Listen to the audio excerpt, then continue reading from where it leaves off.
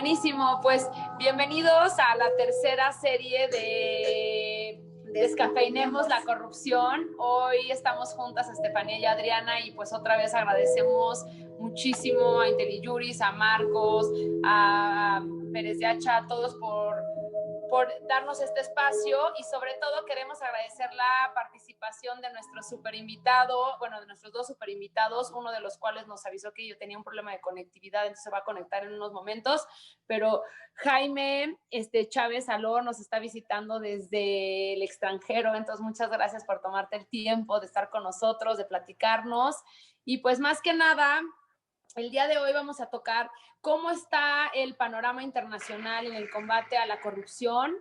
Pues fíjense que como todos saben, bueno, muchos de ustedes ya saben, por lo menos de las últimas intervenciones que hemos tenido, en Tojil hemos litigado o nos dedicamos a litigar la corrupción en sede penal en específico, en litigio penal, y pues hemos encontrado de repente con las puertas cerradas ante ciertos tribunales, ciertos jueces que pues no coinciden a lo mejor con la postura que nosotros tenemos respecto de si la ciudadanía, si las organizaciones tienen un rol principal en la lucha contra la corrupción, si debemos o no intervenir en los procesos penales, si podemos ser ese contrapeso real. Y pues la pregunta obligada es, ¿qué está sucediendo en otros países? ¿Qué está sucediendo en los tribunales internacionales? Creemos nosotros firmemente en que la lucha en México debe de continuar, pero a lo mejor hay algunas mejores experiencias a nivel internacional de las cuales podemos hacer uso, y pues por eso tenemos a nuestro primer invitado. ¿Qué le quieres preguntar, Estefi? A ver, yo primero que nada quisiera decir que con Jaime, pues así como muy sentido, pues decir que hemos emprendido muchas luchas, que hemos sido compañeros de batallas y que la verdad me siento muy orgullosa de que hoy Jaime Chávez Alor pues represente a América Latina en el Band Center, y que creo que eso es increíble. Y Jaime, o sea, preguntarte, a ver, desde Tojil hemos intentado varios intentos de cómo tener una representación, cómo ser unos ciudadanos proactivos en el tema de combate a la corrupción. ¿Tú cómo lo estás viendo? ¿Cómo ves el informe de la Comisión de Derechos Humanos? ¿Cómo ves a México? ¿Y cómo ves cómo las iniciativas están generando una apertura en esta brecha? Muchísimas gracias, Estefanía. Adrián, antes que nada agradecerles la invitación. La verdad es que es un gusto para mí estar aquí con ustedes compartiendo esta noche sobre este tema tan interesante y del que hay mucho que hablar. Antes que nada, también felicidades a ustedes dos por toda la labor que realizan desde Tojil, que la verdad para nosotros, y yo siempre las pongo como ejemplo cuando estoy platicando con personas de otros países, porque creemos que hacen trabajo espectacular y sobre todo trabajo que es muy necesario en la región. Desde el Band Center, bueno, para los que no saben, les puedo platicar un poquito antes de qué es el Band Center. Es una organización que es parte del Colegio de Abogados de la Ciudad de Nueva York. Nuestra misión es promover justicia internacional a través del trabajo de abogados. Entonces hacemos trabajo legal, y yo en lo particular me encargo de la región de Panamérica Latina y me encargo de trabajar temas que tienen que ver con iniciativas de derechos humanos, anticorrupción, independencia judicial también. Y bueno, dentro de los esfuerzos anticorrupción, una de las cosas que hacemos es apoyar a organizaciones de la sociedad civil con requerimientos legales que tienen en general. Muchas veces tiene que ver con estudios comparativos, con información, con investigación jurídica.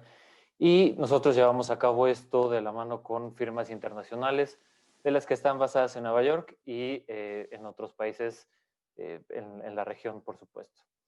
Y bueno, como uno de los temas que trabajamos es el de anticorrupción, la verdad es que tenemos contacto con varias organizaciones en la región y la verdad es que los temas desafortunadamente siguen siendo muy similares a lo que han sido hace algunos años. Y que México, yo siempre que estoy hablando y pongo ejemplos,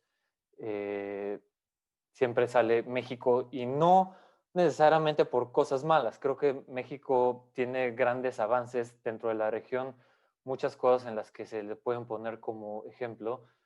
Desafortunadamente, y como ustedes saben muy bien, el tema es la implementación, que a veces no llega al punto donde tendría que llegar. Pero lo que sí diría es uno de los puntos es que la sociedad civil mexicana tiene mucho que enseñarle a otras organizaciones de la sociedad civil que trabajan en Latinoamérica. Creo que en México hay espacios para participación en la sociedad civil y el Sistema Nacional Anticorrupción es uno de los ejemplos, ¿no? El Comité de Participación Ciudadana está ahí, funciona, ¿no? Y desde luego siempre hay áreas de oportunidad para seguir trabajando, pero muchos países en la región toman al Comité de Participación Ciudadana como algo, una buena práctica, ¿no? Para la región.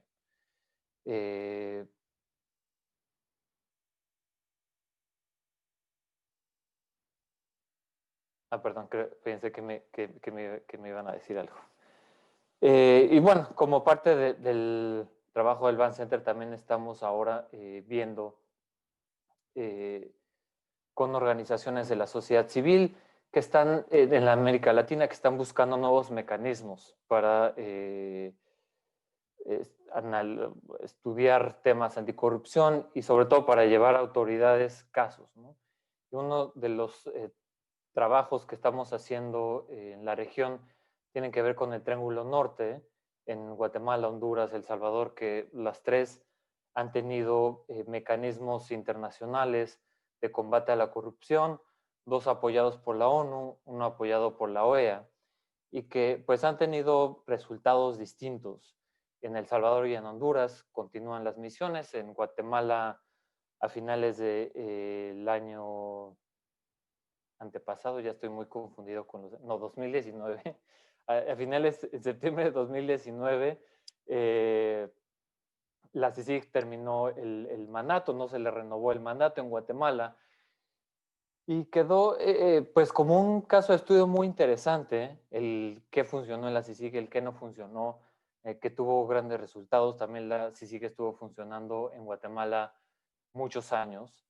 Y creo que son experiencias interesantes que vale la pena retomar para otros países que están buscando estos mecanismos anticorrupción con algún elemento internacional que puedan apoyar el combate y la lucha contra la corrupción. Pues muchísimas gracias, Jaime. Creo que la verdad nos pones como en un entorno de qué estamos viviendo en América Latina y nos encantaría escucharte ahora, Claudio. ¿Cómo lo ves a la luz de este informe de la Comisión Interamericana? ¿Qué podemos hacer y qué son los siguientes pasos como organizaciones civiles? Ahí las saludos, Jaime, a todos los que están conectados, pero para que no se caiga la señal y que podamos conversar, voy a mantenerla apagada y después la enciendo nuevamente, si les parece. Mira, sí, me interesa mucho la conversación que ustedes están planteando en el sentido de cómo el informe de la Comisión Interamericana se inserta en esta discusión, en esta mirada regional. Yo creo que es muy interesante la perspectiva que ustedes están planteando en el sentido que la Comisión Interamericana desde el año 2001 viene trabajando estos temas de vínculos entre corrupción y derechos humanos, pero muy recientemente, solo desde el 2017, justamente con algo que se nombraba Jaime con el tema de la crisis que tuvo la CICIG. La comisión emitió una resolución sobre esta materia en el ámbito de impunidad. Luego, el 2018, una resolución más integral sobre corrupción y su impacto en derechos humanos, pero el gran aporte está en el informe del 31 de diciembre de 2019, donde busca dar esta mirada integral a lo que está sucediendo en materia de corrupción y cómo impacta en la democracia, en el Estado de Derecho y los derechos humanos. Y en ese sentido, me parece que el informe de la comisión justamente está centrado en 2 o 3 aspectos que ya Jaime los adelantaba. Uno, una descripción del fenómeno de corrupción en América Latina como una cuestión estructural. Segundo, el profundo impacto que esto tiene no solo en los derechos que tradicionalmente uno pensaba vinculados a corrupción, eh, administración de justicia, derechos económicos, sociales y culturales, libertad de expresión, sino que también el impacto que esto tiene, por ejemplo, respecto de ciertos grupos particularmente afectados por la corrupción, como pueblos indígenas privados de libertad, mujeres, personas en situación de migración, niños, niñas y adolescentes, es decir, los grupos históricamente excluidos y marginados en nuestro continente. Y por último, el impacto que tiene el informe en términos de hacer una propuesta de políticas públicas integrales en materia de lucha contra la corrupción. Este no es un tema solo penal, es un tema mucho más complejo que debiera abarcar al Estado en su conjunto, y me parece, y esa es la invitación a quienes nos ven y nos escuchan, a darle una mirada al informe de la comisión, porque van a encontrar pistas de cómo tener esta respuesta integral. Yo como una primera reacción lo dejaría ahí, pero cualquier cosa que les parezca profundizar, encantado. Buenísimo, pues escuchando justamente que mencionas que la lucha anticorrupción no es solamente en la esfera penal y que no, el gobierno no es el único responsable, quisiera como abrir la pregunta obligada respecto de, ustedes consideran, y empezaremos con Jaime por seguir el orden, si las organizaciones de la sociedad civil deben o no jugar un rol activo en esta lucha anticorrupción, o deben meramente reducirse a hacer una investigación, como se podría decir, periodística o inicial de los hechos que pudieran constituir un delito, y posterior entregarle la batuta o esta responsabilidad de investigar ya judicialmente, o más bien investigación inicial y luego judicializarla meramente al Estado. O sea, ¿ustedes creen que las organizaciones deben o no jugar un papel activo? Yo pienso que definitivamente las organizaciones tienen que jugar un papel activo en la lucha contra la corrupción. Ahora hay muchos temas y muchas cosas que hacer dentro de la lucha contra la corrupción. Estamos viendo, bueno, ya tratados internacionales en materia de corrupción, ¿no? La Convención de la ONU, la Convención del Sistema Interamericano, ya prevé participación de la sociedad civil. Ahora estamos viendo también tratados bilaterales, trilaterales o multilaterales en materia de libre comercio que están incluyendo también estas disposiciones en materia anticorrupción, que están incluyendo la participación de la sociedad como una de las obligaciones del Estado para garantizar. Ahora, esto tiene que ver con actividades de promoción, actividades de información, las convenciones y en materia de libre comercio, y pienso ahorita particularmente el TEMEC, que en Estados Unidos es uzbeca, pero el TEMEC plantea... Jaime, un poco cómo es la naturaleza de estos cafés. A ver, ¿tú dirías que el derecho a vivir en un ambiente libre de corrupción es un derecho humano, sí o no, y por qué? ¿O solamente la corrupción afecta a derechos de manera indirecta, o sea, derechos humanos? Que eso pues... ¿Tú qué opinas? No, yo opino que sí debe ser un derecho humano. Ahora, el tema es que es complejo, ¿no? O sea, en la teoría de los derechos humanos y cómo están establecidos los derechos humanos, y que además es algo que conversamos mucho con organizaciones en las regiones, Sí, bueno, hay estos bienes jurídicos tutelados, ¿no? El tema de la vida, de la integridad personal. ¿Cuál es el bien jurídico tutelado dentro de la corrupción individual, ¿no? O sea, como pensándolo desde un punto de vista del derecho humano, ¿no? El informe del reporte de la Comisión Interamericana y también el cuadernillo de jurisprudencia de la Corte Interamericana retoma mucho de los temas dentro de las consecuencias, ¿no? De la corrupción en los derechos humanos. Es decir, pues es que la corrupción, por la corrupción hay discriminación, por la corrupción hay desigualdad, por la corrupción no se puede acceder a ciertos derechos. El tema es, bueno, si vivir en una vida libre de corrupción es también un derecho humano, viene una complicación adicional que tiene que ver con cuál es la reparación, ¿no?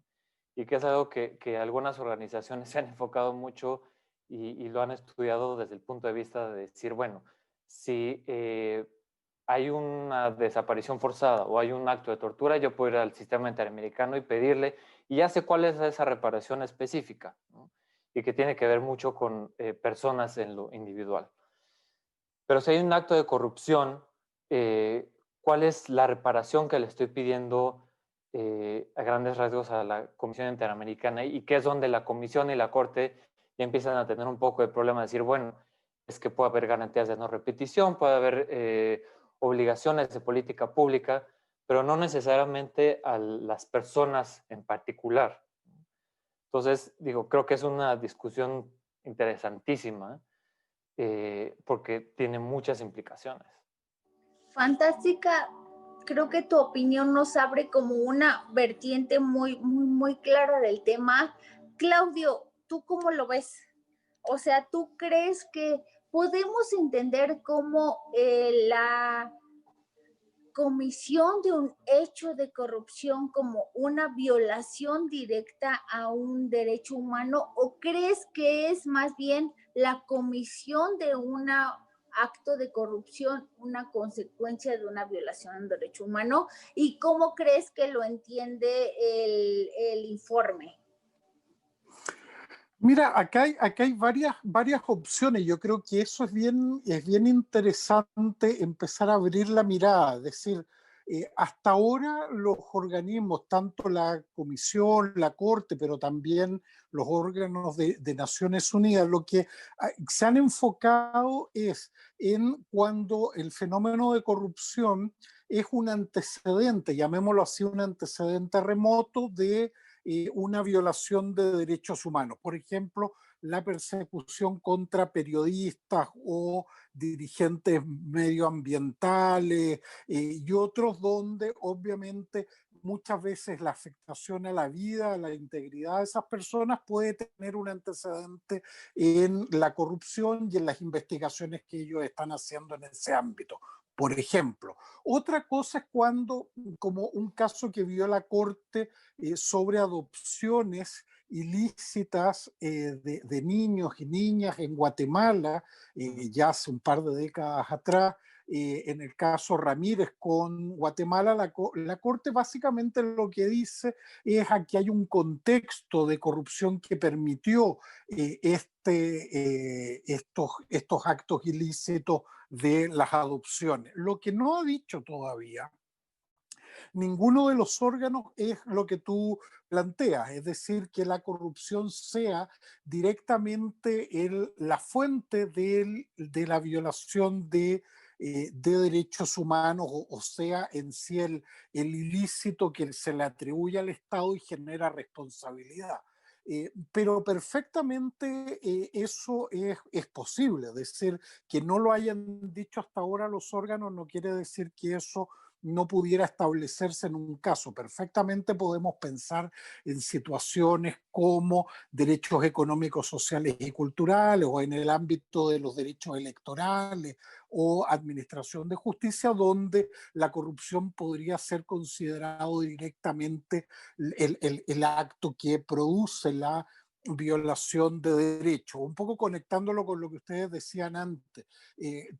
La corrupción, no, digamos, el derecho a vivir libre de corrupción no ha sido garantizado, reconocido como tal en un instrumento, pero lo que sí tenemos claro a esta altura es que el fenómeno de corrupción puede implicar el incumplimiento de una obligación del Estado en respeto, garantía, no discriminación, y por lo tanto puede ser el antecedente de una violación de derechos humanos.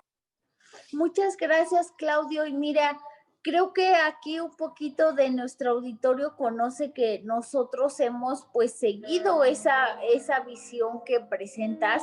Hemos pedido tener la calidad de víctima dentro de procedimientos penales en el sistema judicial mexicano, que después llegaron a un juicio de amparo y que hoy por hoy están debatiéndose en un sistema de aceptación o no en el sistema interamericano, y que sin lugar a dudas creemos que eso abriría la puerta para muchas otras organizaciones a nivel interamericano, no solo de México. Y quisiéramos escuchar, Jaime, ¿tú cómo has visto otros ejemplos en la región? ¿Cómo crees que esto está funcionando? ¿Qué opinas? O sea, un poco nada más para meterle hacia dónde queremos llevar la discusión.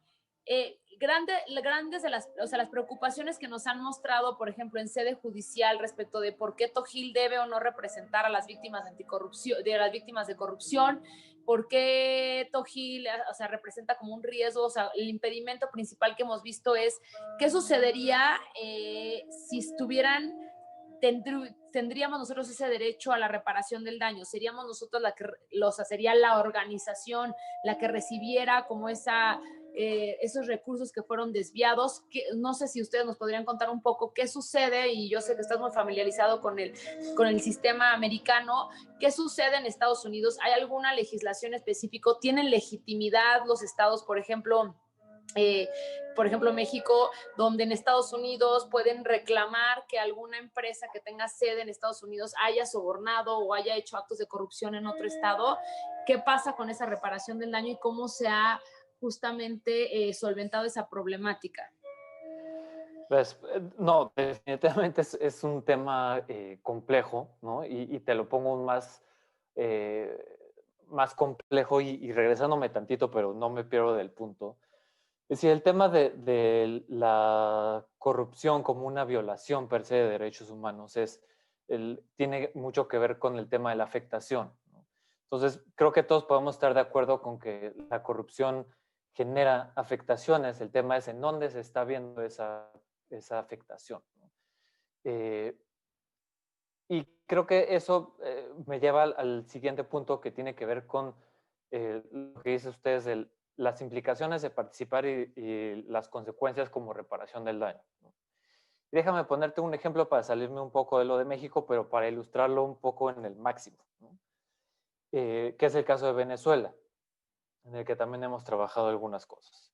Entonces, en Venezuela ha sido claro que ha habido un gobierno, un régimen que ha sido muy corrupto, y que dinero público de Venezuela ha terminado en muchísimos países a través de muchos esquemas en donde han participado empresas privadas, en donde los propios funcionarios, servidores públicos han sido quienes se llevan directamente el dinero, ¿no?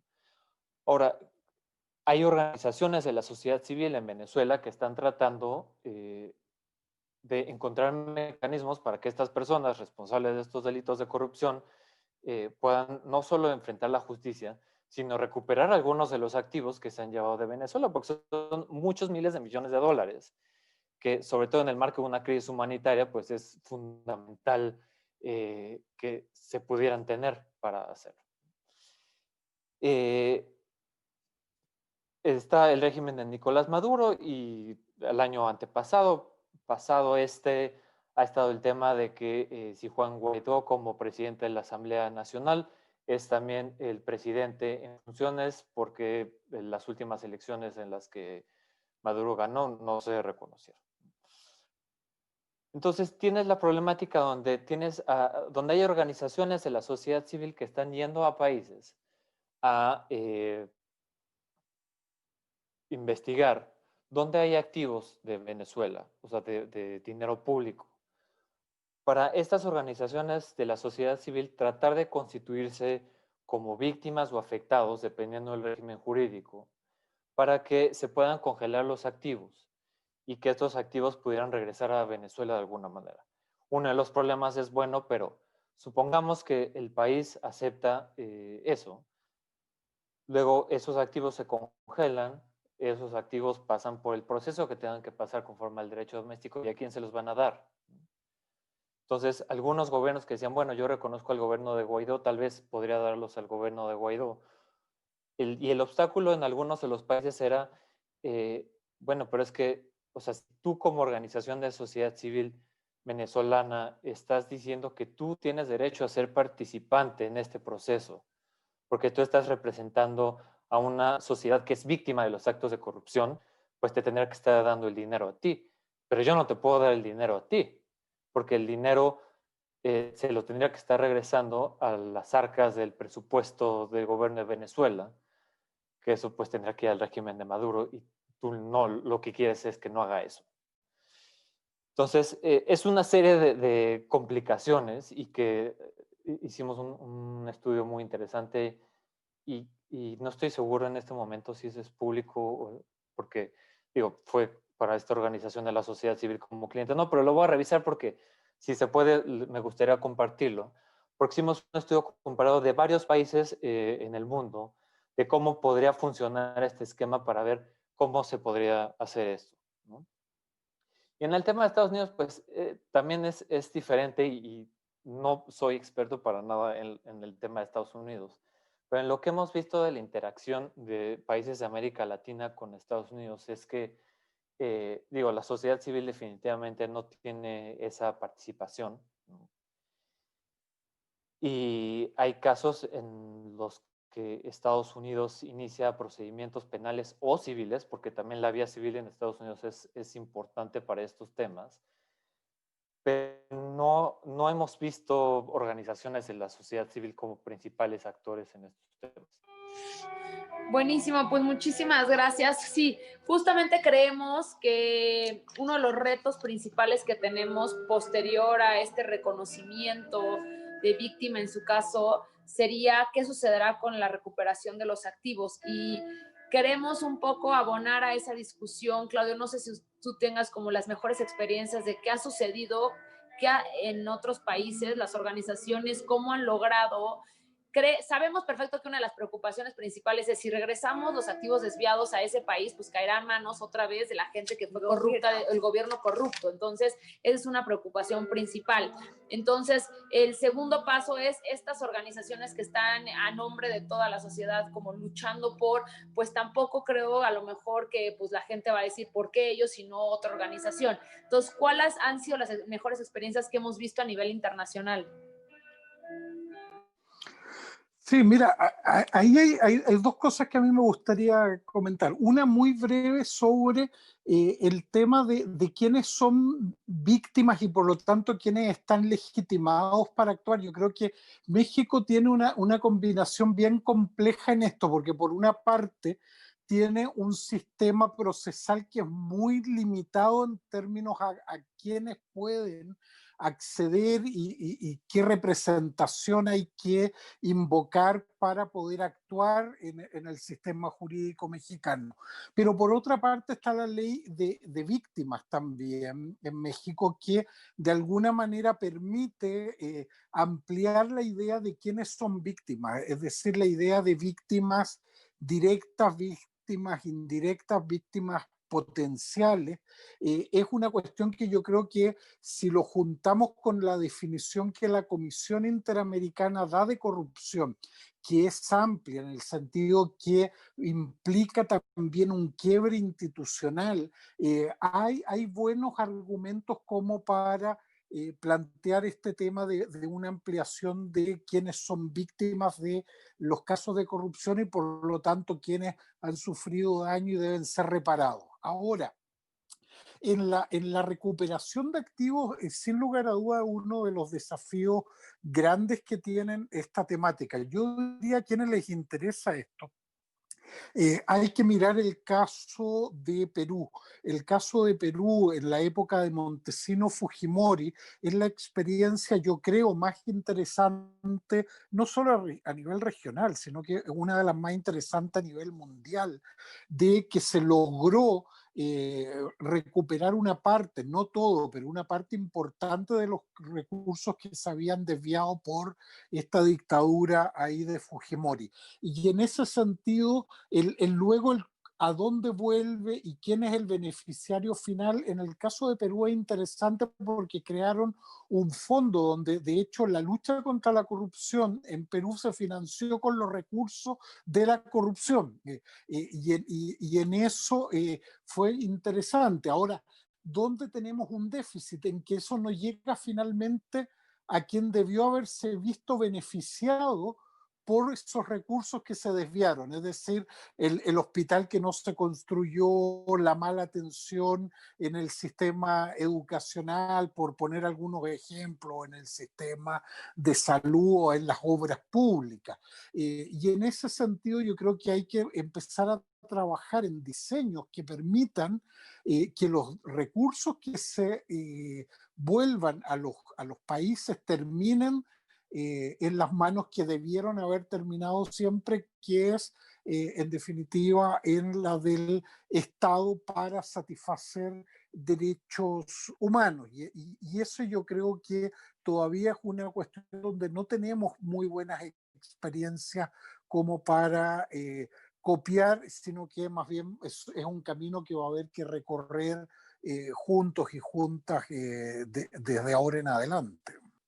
Oigan, y ahora tenemos una pregunta importante, o sea, organizaciones como nosotros en Tojil, que llevamos esta lucha continua y hemos visto criterios bastante cerrados respecto de este reconocimiento de víctima, ¿ustedes creen que sería posible tocar las puertas de alguna jurisdicción universal en algún otro país que estuviera o tenga las puertas abiertas, o qué experiencias conocen respecto de otros países que conocen de casos de corrupción que ocurren en otros países, en otros estados? ¿Creen que sea una vía posible, una herramienta que debe de explotarse, una herramienta poco conocida? No sé quién quiere empezar de los dos. Sí, para cambiar el orden, si les parece, esta vez contesto Perfecto. yo primero. Si te parece, Jaime, muchas gracias.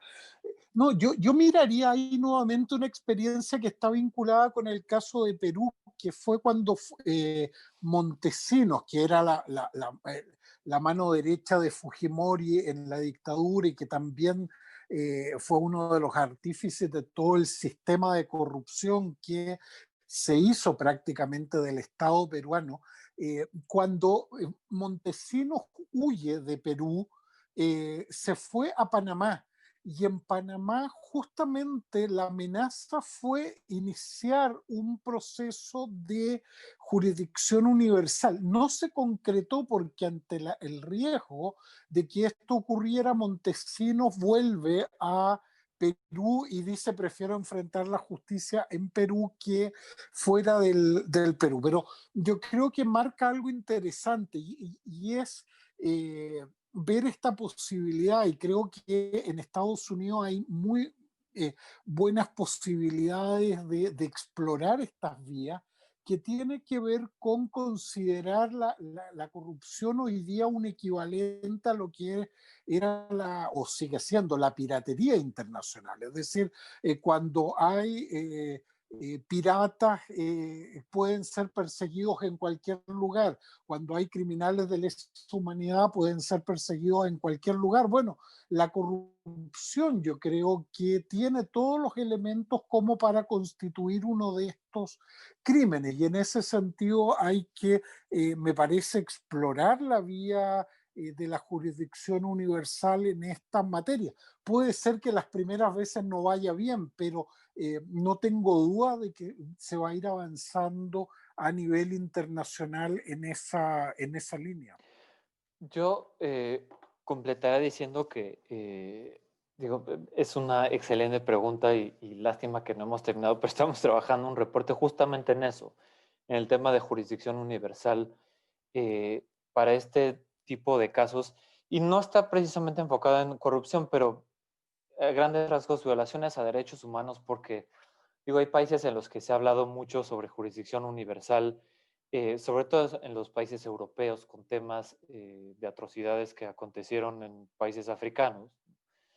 Pero lo que no está tan claro en la región de América Latina es qué países sí tienen mecanismos o apertura en su legislación para jurisdicción universal. Es un reporte que estamos trabajando, que está casi terminado y prometo compartirlo cuando esté listo porque creo que va a tener información muy interesante.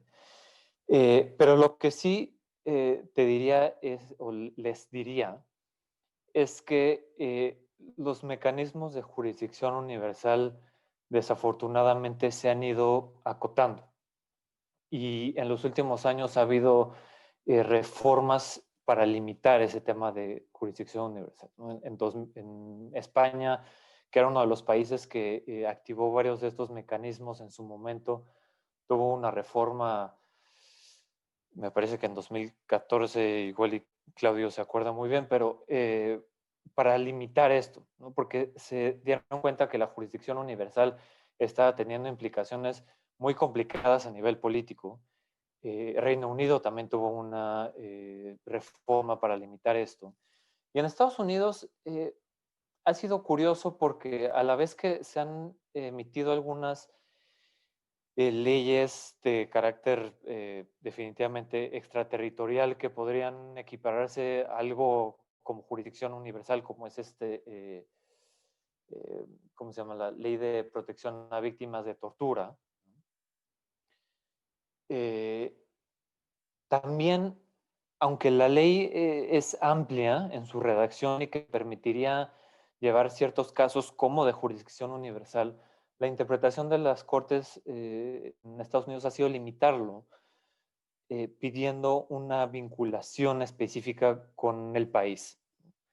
Entonces, digo, en materia de corrupción creo que no se ha explorado, lo cual no quiere decir que no valga la pena explorarse, pero el tema de jurisdicción universal, si bien es súper interesante, creo que también es bien complicado, ¿no? Sobre todo para temas de corrupción, porque si para violaciones a derechos humanos de eh, crímenes de lesa humanidad, que es lo que habría un consenso universal de que la jurisdicción universal sirve para eso, se ha ido echando un poco para atrás, creo que el tema de corrupción está un poco menos explorado. No, pues muchas gracias Jaime, Claudio. Creo que francamente coincidimos como en los puntos que tendríamos que mejorar y creo que uno de los que nos queda como en el aire es definir si hoy por hoy existe algún mecanismo como meta legal o extra legal que nos pueda ayudar a tener como una puerta específica para entrar a temas de corrupción o definitivamente no. Aquí, si me permiten, hay uno que es fundamental y sin el cual yo creo que no hay ninguna estrategia legal que funcione y es la indignación ciudadana. Lo que tenemos que hacer, y particularmente en América Latina, es iniciar un movimiento social, político, contundente, fuerte contra la corrupción. Yo creo que en muchos de nuestros países la hemos normalizado, hemos pasado a convivir con ella y lo peor de todo, que pareciera que muchas veces no nos molesta todo lo que nos debiera molestar. Yo siempre recomiendo ver un video justamente que es de un candidato en México, que está en YouTube por ahí, que era candidato, no sé si alcalde o qué, que está en un acto y la gente le grita ladrón, ladrón, ratero, etcétera, y él para el discurso y dice, sí, robé pero poquito, Bueno, y lo reeligieron. Entonces, yo creo que ahí tenemos un enorme desafío, que es cuando hay movilización social, cuando hay indignación ciudadana, se generan los canales políticos de transformación. Sin eso, la política, que es donde en definitiva esto se va a resolver, que no es en los tribunales ayudarán, pero es en la política, no se va a avanzar sin que la ciudadanía se lo exija. Así que yo creo que hay un instrumento muy poderoso que no hemos utilizado aún y que tiene que ver con esa indignación. Creo que el caso de Guatemala es uno de los más interesantes. Cuando en Guatemala la gente salió a las calles, cuando la gente se paró en la plaza y dijo no nos vamos hasta que este gobierno corrupto se vaya, el gobierno corrupto terminó yéndose. Y creo que eso es algo que todavía nos queda mucho camino por recorrer y explorar en América Latina. Yo pienso que el marco jurídico internacional o regional, si lo queremos ver específicamente, no tiene mucho para dónde hacerse, ¿no? Y sobre todo porque muchos de los mecanismos de justicia regional e internacional no estaban pensados para temas de corrupción, ¿no? Yo he escuchado en muchos foros gente que dice que al Estatuto de Roma hay que agregarle el tema de corrupción, ¿no? Bueno, digo, creo que es una discusión interesante.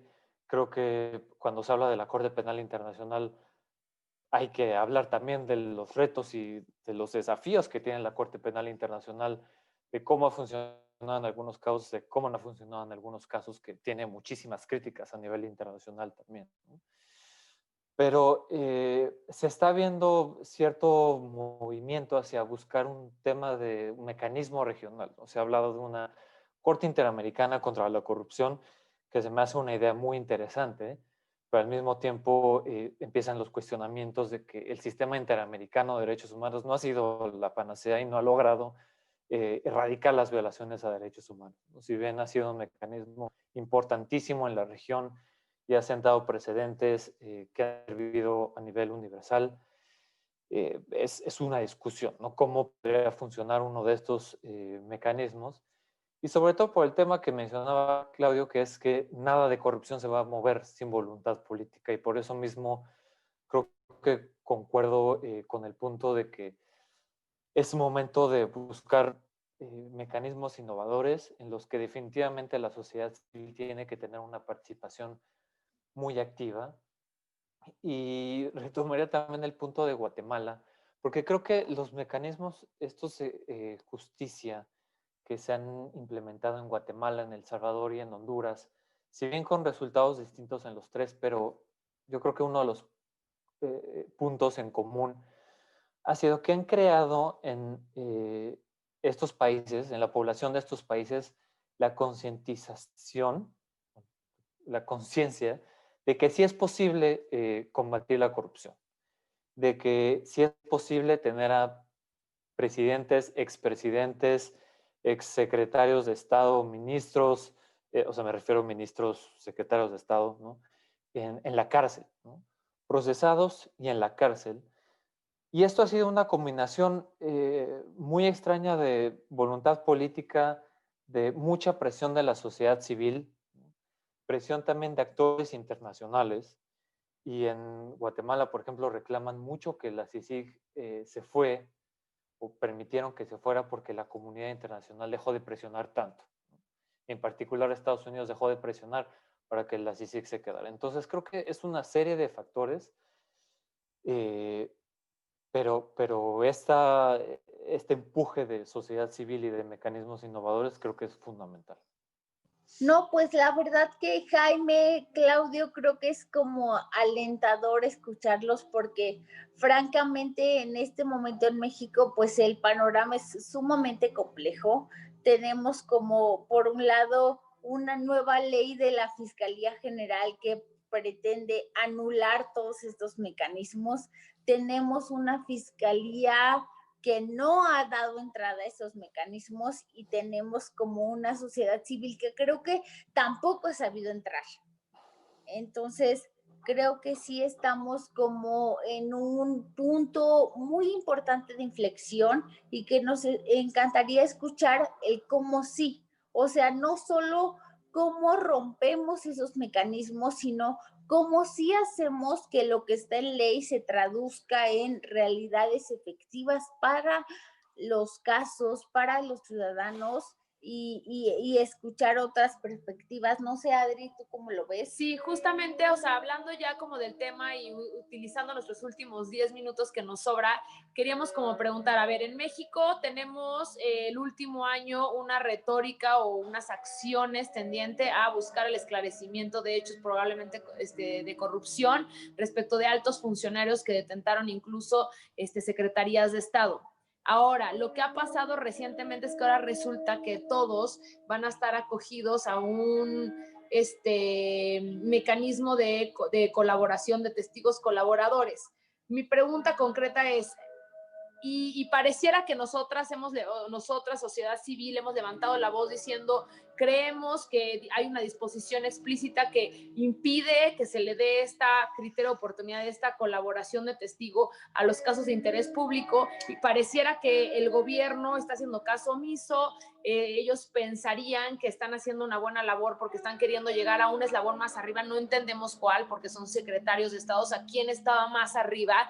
Todos sabemos que hay una persona, pues que era el presidente, pero no era nosotros pensamos que no era el único, que era una coautoría de todos los estados. Y nuestra pregunta concreta es, sabemos que la herramienta del testigo colaborador es muy importante en los delitos de corrupción, sin embargo, a nivel internacional, experiencia internacional, no sabemos si conocen algún caso en los cuales los secretarios de Estado que son puestos por el propio presidente en su momento pueden, o más bien estas figuras están hechas justamente para exonerarlos ellos de responsabilidad. O sea, ustedes, ¿cómo han visto el panorama internacional? Esta herramienta sabemos que procesalmente es muy importante, pero ¿ustedes creen que en el Estado mexicano hace sentido que a 3 de los secretarios o de altos mandos que en su momento puso el propio expresidente deben de dársele o sea, aplicársele esta figura de testigo colaborador? Mira, si me permite, Jai, muy breve para dejarle a Jaime que tiene más conocimiento en ese tema, pero la experiencia en el caso Odebrecht yo creo que es una de las más interesantes justamente en el uso de esta herramienta. Ahí se ha utilizado a un alto nivel para llegar a nivel superior. ¿Y cuál es el nivel superior? En los países han sido los presidentes que están involucrados en el esquema de corrupción que instaló Odebrecht en todo el continente. Y en este sentido hay una cuestión que yo creo que es clave en lo que ustedes están planteando. Este es un mecanismo que funciona en la medida que la información que se entrega es información que permite efectivamente llegar a un resultado de establecer un ilícito por, digamos, una esfera superior de poder que es efectivamente a la cual debiera buscar atacarse a través del instrumento penal, que es un poco lo que decía Klitgard, uno de los principales teóricos en esto. Si vamos a usar el instrumento penal, que sea para el pez gordo, el big fish, pero en ese sentido no puede torcerse la institución y transformarla en un mecanismo de impunidad. Es decir, yo me someto a este sistema, pero nunca entrego información o todo se diluye y en ese sentido al final, en vez de ser un instrumento para la justicia, termina siendo un instrumento para la impunidad. Por lo tanto, yo creo que la forma correcta de utilizar esta institución es vincular su uso a la efectividad que tenga su utilización en el caso concreto. No puede haber una exoneración ex ante. Yo creo que ese es un camino que habría que explorar. es un tema muy importante en el que también, y desafortunadamente por lo que dice Claudio, me es difícil, muy difícil hacer comentarios sin entrar un poco en el terreno de lo político, ¿no? Porque creo que, sobre todo en estos casos, eh, pues se ha visto mucho malabar jurídico para hacer uso de estas herramientas que no estaban para eso, ¿no? Y que no se crearon pensadas en que fueran un mecanismo para garantizar impunidad, sino al contrario, que fueran un mecanismo que apoyara para justamente desarticular redes criminales, tener más información para continuar con otras investigaciones, tener más información. El problema con el uso que se está dando a estas herramientas es que no está claro si ese fin se está cumpliendo, ¿no? En que no se ha podido justificar si está en el interés público o no está en el interés público hacer uso de estos mecanismos. Y sobre todo creo que por cómo han iniciado estos casos, son investigaciones que desafortunadamente han tenido tintes políticos.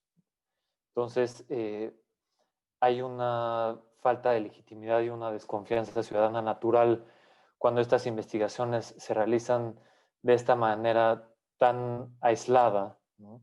En donde se supone que están investigando una red de corrupción que involucraba a muchísimas personas y todo está enfocado en una persona y una persona que tuvo un cargo no va a ser la que va a dar toda esta información.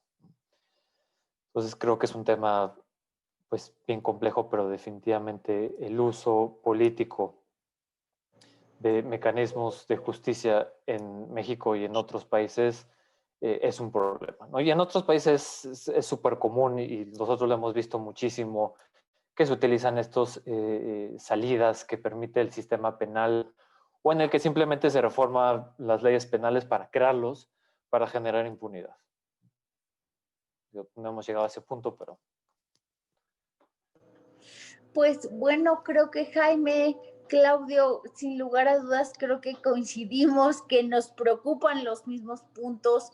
Creo que no debe convertirse una herramienta legal en un mecanismo para propiciar o perpetuar la impunidad, y eso sin lugar a dudas nos preocupa desde Togil. Les agradecemos muchísimo como sus puntos, sus visiones. Creo que coincidimos en muchos puntos y no sé, Adri, si tienes otro como que agregar. Pues no, nada más darles las gracias. Vimos que hay varias preguntas, en su caso se las estaríamos como mandando para dar respuesta, y creo que el tema o la conclusión que nos llevamos es, en vista del contexto actual, que no es por terminar el año de manera pesimista, pero la verdad es que sí hemos encontrado como muchas puertas cerradas y no quiere decir que nos estemos dando por vencidos, pues sí creemos que es momento de empezar a activar los tribunales internacionales, las sedes de otros países, porque pues al final creemos que es fundamental que haya una contraparte activa. Lo sabemos que existe y hoy en día pasa en cualquier otro delito y arbitrariamente se ha decidido que en los casos de corrupción no hay víctima. Y pues eso es una lucha constante, porque el tener una víctima activa en un proceso penal, creemos nosotros que le da justamente ese dinamismo de pues, seguir impulsando un caso, de ser darle esa transparencia, esa celeridad e incluso ese impulso a un proceso penal. Y pues vamos a continuar con la lucha y creemos que a lo mejor otras fronteras, otros tribunales, pues tengan a lo mejor mayores experiencias y nos ayuden a aperturar la lucha aquí en México. Y pues sin más, muchísimas gracias. Estaremos pronto tocando puerta con ustedes, que son expertos en otras jurisdicciones, y pues agradecerles otra vez. Siempre pueden contar con nosotros. Un abrazo ahí por el enorme trabajo que están realizando ahí en Togil. Muchísimas gracias por la invitación y felices de estar aquí con ustedes, Claudio, Adriana, Estefanía. Muchísimas gracias y seguimos pendientes. Muchas gracias a ambos.